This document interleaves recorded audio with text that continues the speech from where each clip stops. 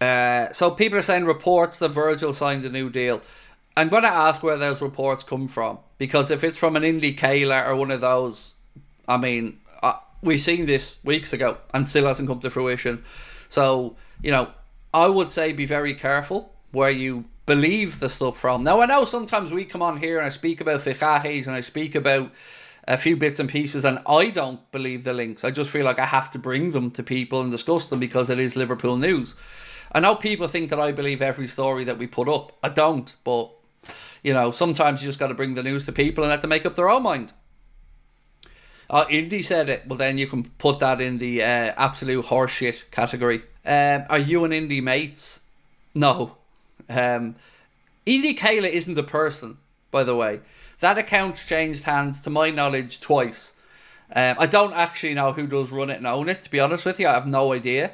But no, certainly wouldn't be mates, because I don't know anybody that runs the account. But it isn't a guy who's a journalist. Like, it's a group. The account's changed hands a few times that I'm aware of. Van Dijk hasn't agreed to sign a new contract. If you're talking about that absolute clown of an account, Indy Kayla, please don't insult my audience by coming in and saying that news, because that clown of an account has never broken anything other than people's hearts with their bullshit.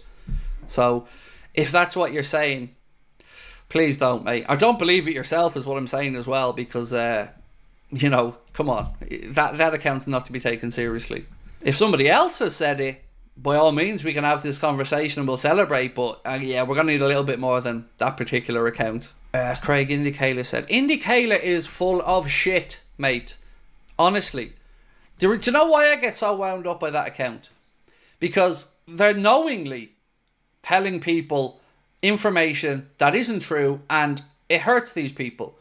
Nothing pisses me off more than somebody lying to their fellow football fans. So yeah, I get really angry about it, because I can pull you 50 things that account's posted that's been absolute bullshit of the highest order, and go back, I want to say a month ago, and this was being said then. Still no contract. So look back through the timeline. You don't even have me to make it up for you. Go back and look at it, and you'll see similar things said about a month ago, and still nothing.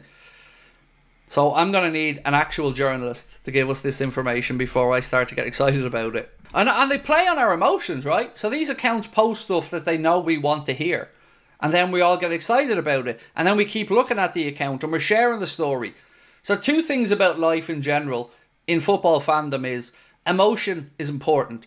Whether you're making people angry via TalkSport or other outlets, whether you're making people happy with lying to them, it's all about just getting those clicks, getting people's emotions a go.